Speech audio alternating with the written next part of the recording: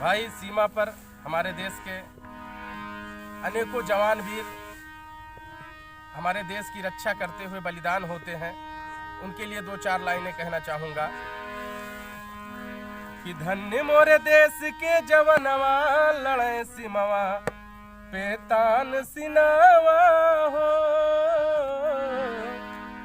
कि धन्य मोरे देश के जवनवा लड़े सिमवा पे तान सिनावा हो। धन्य मोरे देश के जवनवा लड़े सिनवा ताने के सिनवा हो।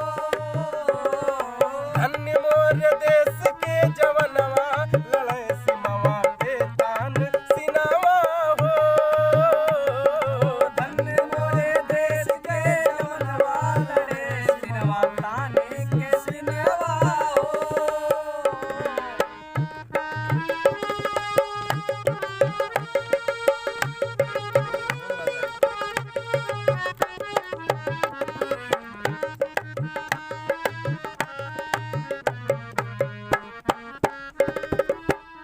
और भैया कैसे रक्षा करत है? जौने माई के रक्षा करी है भगवान हो, जौने माई के रक्षा करिए भगवान हो। जौने माई के रक्षा करे उनके लाल हो। जौने माई के रक्षा करे उनके लाल हो। आई के लौट जाला चल के महाकाल हो। आई के लौट जाला चल के महाकाल हो। जौने माई के रक्षा करे उनके लाल हो। आई के लौट जाला फिर से महाकाल हो। और कैसे का करी है उनके दुश्मनवा लड़ाई सिमवा पे तान सिनावा हो। का करिए उसके जवनवा लड़े सिनवा पे तान सिनवा हो। धन्य मोरे देश के जवनवा लड़ाई सिमवा पे तान सिनावा हो। धन्य मोरे देश के जवनवा लड़े सिनवा पे तान के सिनवा हो।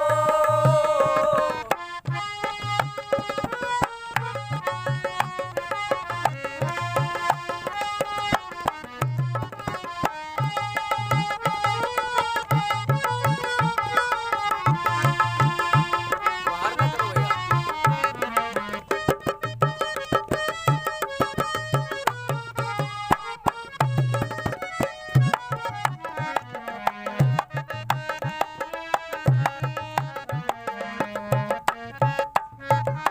और भैया अपने देश के लिए कुर्बान हो खातिर हमेशा तैयार रहता है।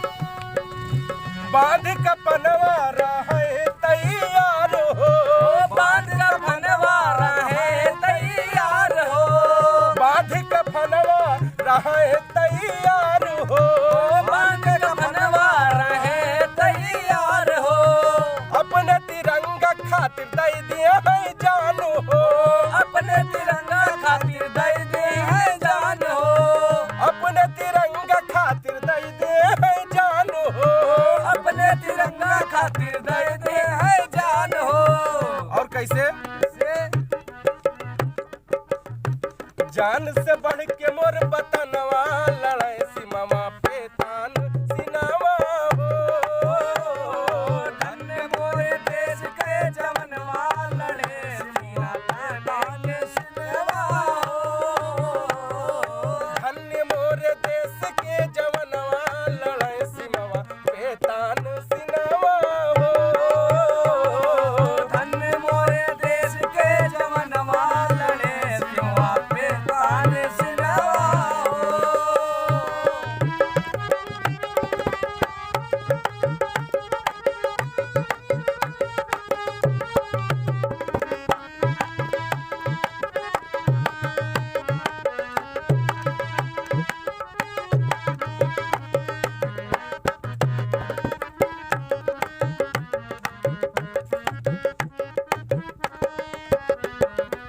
और भैया उनके शरीर पे जो वर्दी रहती है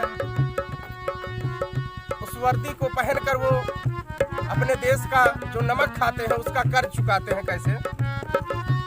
दहिया पे पहिरे वो देखो सच्ची वर्दी, ओ दहिया पे पहिरे देखो सच्ची वर्दी, दहिया पे पहिरे अपने सच्ची वर्दी, दहिया पे पहिरे अपने सच्ची वर्दी, सीमा पे देखो मचाए रहे गर्दी, सीमा पे देखो मचाए रहे गर्दी, सीमा पे देखो मचाए रहे गर्दी, सीमा पे देखो मचाए रहे गर्दी। और कैसे मचाए रहे गर्दी भैया?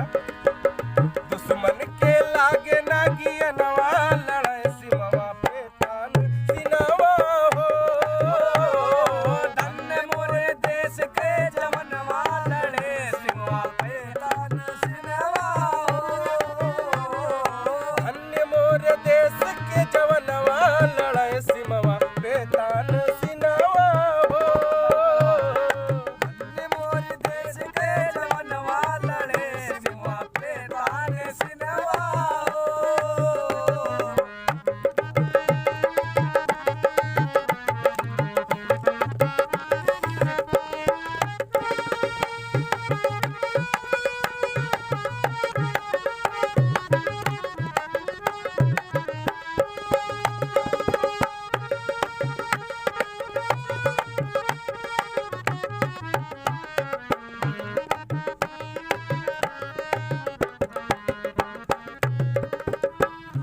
भैया वो मुस्कुराते हुए अपने देश के लिए कैसे कुर्बान होते हैं।